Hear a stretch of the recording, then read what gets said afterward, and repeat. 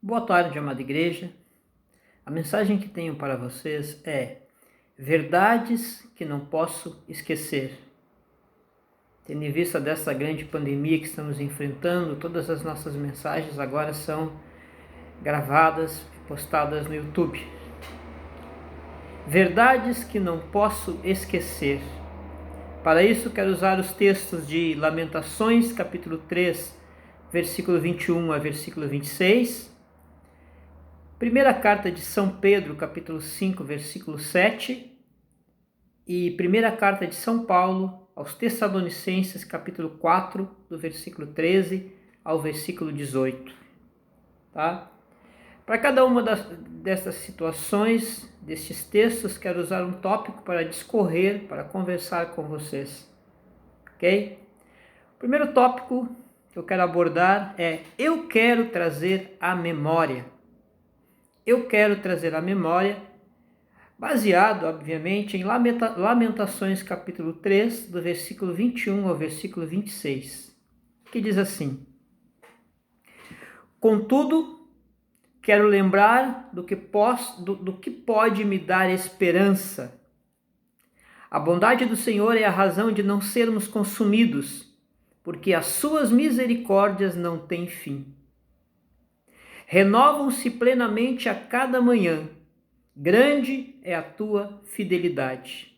Sendo assim, digo a mim mesmo: a minha porção é o Senhor, portanto nele depositarei toda a minha esperança.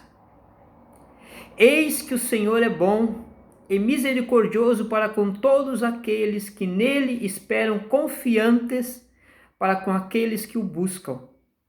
É muito bom aguardar confiante e em paz pelo socorro, a salvação que vem de Yahvé, que vem do Senhor, que vem de Javé. Quero lembrar para os irmãos que essa situação, essa carta, esse texto foi escrito mais ou menos no ano 586 a 585 a.C. É o pior momento da nação de Israel.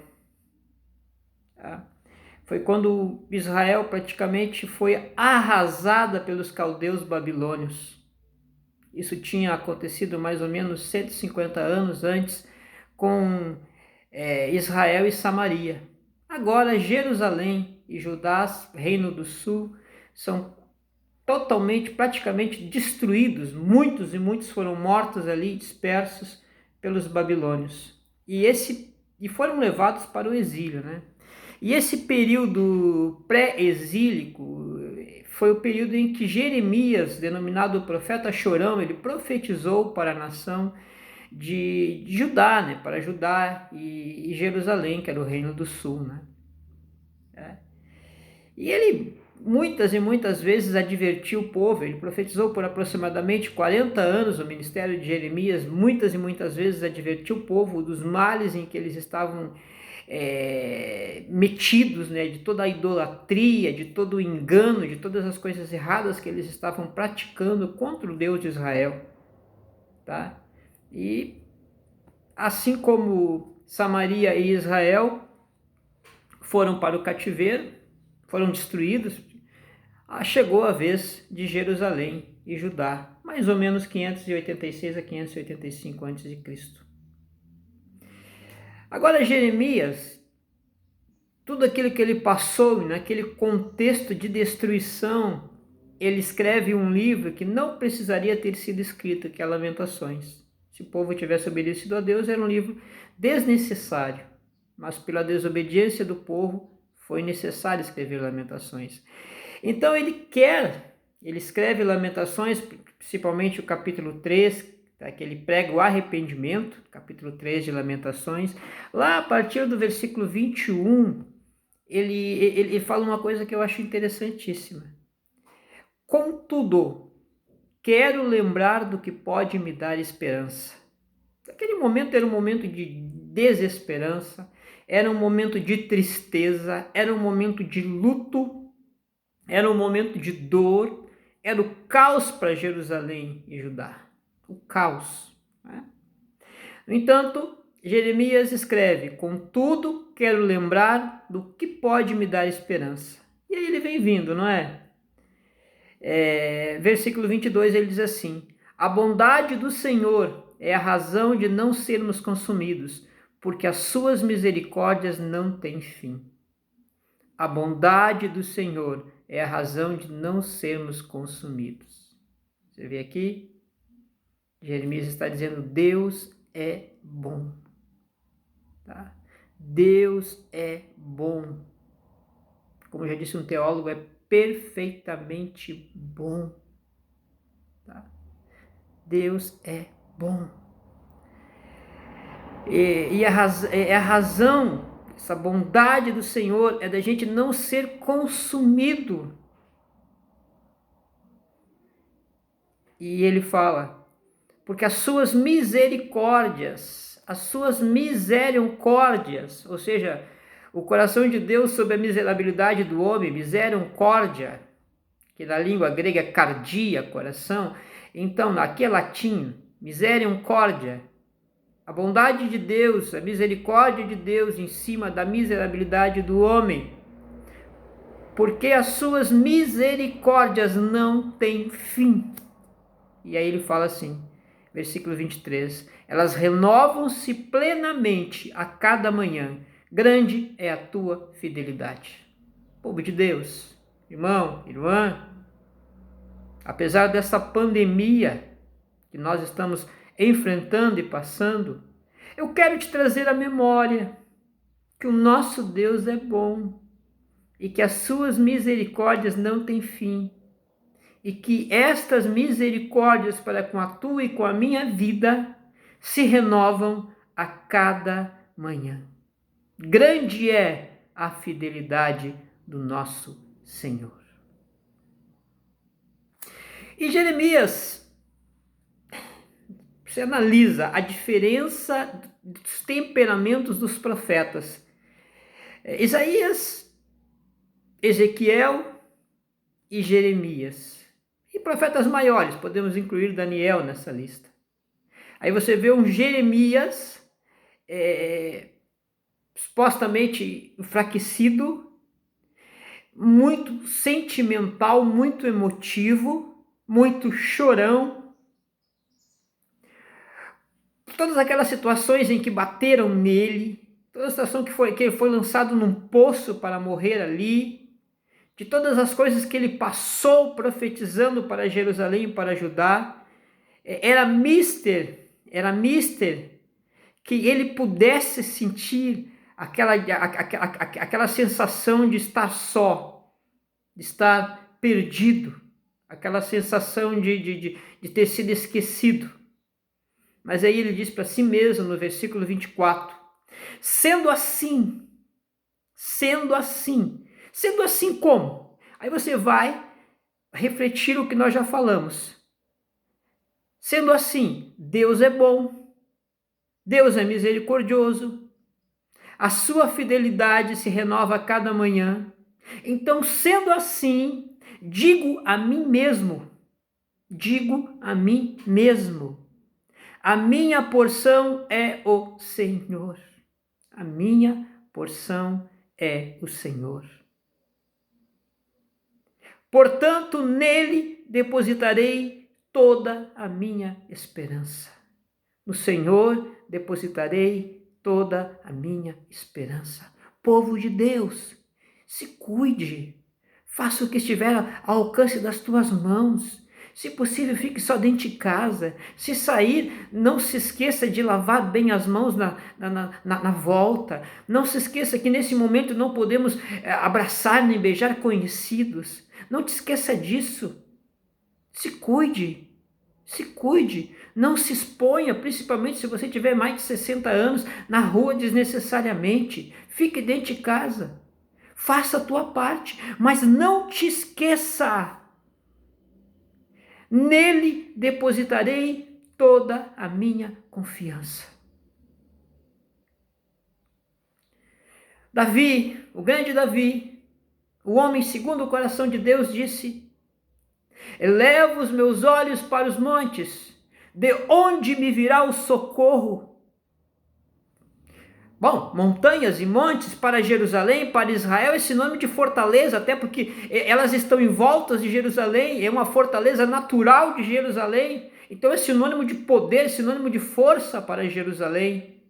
Mas Davi disse: elevo os meus olhos para os montes, de onde me virá o socorro? O meu socorro vem do Senhor que fez os céus e a terra. Também o salmista disse: uns confiam em carros, outros em cavalos. Eu farei menção do nome do Senhor. Eu farei menção do nome do Senhor. Então Jeremias diz assim para ele mesmo: sendo assim, digo a mim mesmo, apesar de tudo isso, digo a mim mesmo, a minha porção é o Senhor. Portanto, nele depositarei toda a minha esperança. E ele fala: eis que o Senhor é bom, versículo 25, e misericordioso para com todos aqueles que nele esperam confiantes, para com todos aqueles que o buscam. Você busca o Senhor, você confia no Senhor, você espera no Senhor. Tá? Então ele é bondoso e misericordioso para com a tua vida. Para com a tua vida. Eu quero te trazer à memória isso. É o primeiro assunto em que nós estamos abordando, de verdades que eu não posso esquecer, de verdades que você não pode esquecer. Eu quero te trazer à memória. Lá no versículo 26, tá? Para finalizar o último assunto sobre esse tópico, ele diz assim: é muito bom aguardar confiante em paz pelo socorro. A salvação vem de Yahvé. É muito bom aguardar confiante em paz pelo socorro. O que está escrito em seu João 14, 27? Eu quero te trazer a memória. Eu quero dizer para você não esquecer do que está escrito em São João capítulo 14, versículo 27. Deixo-vos a paz, a minha paz vos dou, e não vos a dou como o mundo a dá. Deixo-vos a paz, a minha paz vos dou. Eu vou ler aqui na Bíblia, vai ficar bem claro aqui, ó. Deixo-vos a paz, a minha paz vos dou, não vou dou como o mundo a dá. Não permitais que o vosso coração se preocupe, nem vos deixeis amedrontar. Não permitais que o vosso coração se preocupe, nem vos deixeis amedrontar. Eu quero te trazer à memória, então, aquilo que Jeremias trouxe para o povo que estava indo para o cativeiro. Né? Esse é o primeiro tópico sobre o tema verdades que não posso esquecer. O segundo tópico sobre o tema verdades que não posso esquecer é: lançai sobre ele. Está escrito lá em 1 Pedro. Deixa eu achar aqui o 1 Pedro.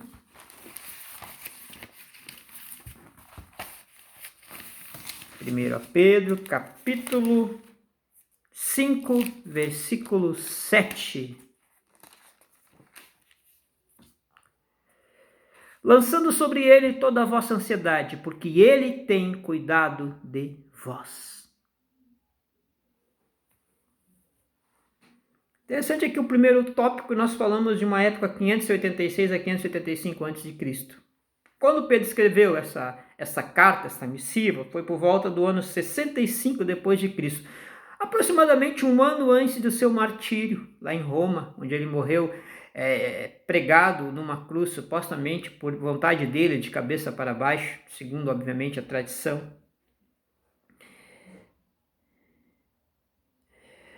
Este versículo está inserido num texto que Pedro traz vários conselhos para a igreja. Vários conselhos para a igreja.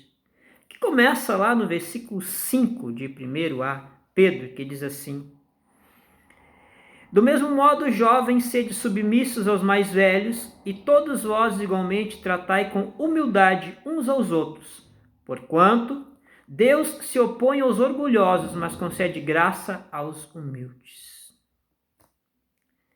Então, Deus se opõe aos orgulhosos, mas concede graça aos humildes. Os orgulhosos, obviamente, eles não conseguem, de repente, acreditar e lançar e depositar sobre Deus. Eles muito acreditam, talvez, em suas próprias forças, na sua própria capacidade financeira, física, psicológica, emocional, não sei.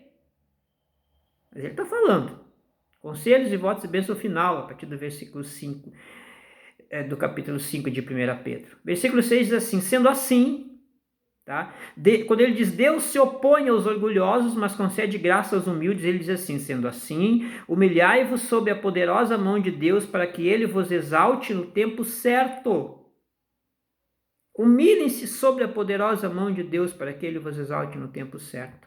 E ele fala: lançando sobre ele. Isso aqui é época de perseguição, gente. Essa data dessa carta aqui é época de perseguição. Tá? É um pouco antes do incêndio de Roma, em que Nero colocou fogo em Roma, culpou os cristãos, perseguição, inclusive por mando de Nero, Pedro e Paulo foram martirizados. Foi nessa época aí. Então ele diz lá no versículo 7, lançando sobre ele toda a vossa ansiedade, porque ele tem cuidado de vós. Lançando sobre ele toda a vossa ansiedade. São momentos tensos, são momentos de ansiedade, são momentos talvez de irritabilidade, são momentos difíceis do que nós estamos passando. Não podemos sair, a princípio não é bom que saiamos de dentro de casa. Então, a gente que passa grande tempo na rua, andando de um lado para o outro, de repente você tem que ficar enclausurado dentro de casa, não é fácil, não é? Então, lançando sobre ele toda a vossa ansiedade, porque ele tem cuidado de vós. Faça isso. Lance sobre o Senhor toda a vossa ansiedade, porque o Senhor tem cuidado de você. Lance ao Senhor toda a vossa ansiedade. Lance ao Senhor. E ele fala assim: sede sensatos e vigilantes. Povo de Deus, sensatez e vigilância não faz mal para ninguém. Não é? Sensatez e vigilância não faz mal para ninguém. Sede sensatos e vigilantes. O diabo, vosso inimigo, anda ao redor como leão. Aqui não diz que tudo é coisa do diabo. Diz que o diabo anda ao redor. Não é? O diabo, vosso inimigo, anda ao redor como leão, rugindo e procurando a quem devorar. Como ele falou como igual um leão, sugere-se o rugir, tá? Procurando a quem devorar. Mas aí ele diz: resisti-lhe, permanecendo firme na fé, conscientes de que os irmãos que tendes em todo o mundo estão atravessando os mesmos sofrimentos. Era período de sofrimento, era período de perseguição naquela época para a igreja do Senhor. Nós não estamos sendo perseguidos hoje, mas estamos sendo assolados por uma pandemia de nível mundial. Aconteceram outras pandemias no mundo, no entanto eram localizadas. Esta é de nível mundial. Tem alcançado e supostamente vai alcançar todo o planeta. Mas o que Pedro está dizendo? Que eu tenho que lançar sobre ele toda a minha ansiedade. E esta é uma verdade que eu, como filho de Deus, que você, como filho de Deus, que nós, como povo de Deus, como escolhidos de Deus, como eleitos de Deus, não podemos esquecer.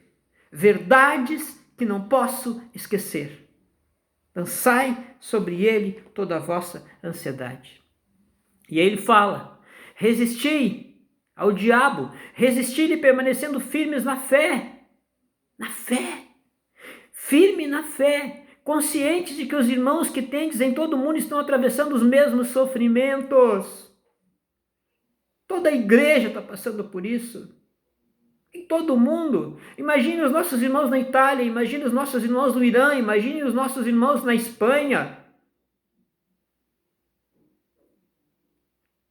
Meus irmãos, que nós possamos lançar sobre ele a nossa ansiedade. E lance as ansiedades dos teus irmãos também, orando, intercedendo, clamando a Deus por eles. Povo de Deus, é hora de se unir em oração. Então, lançai sobre ele.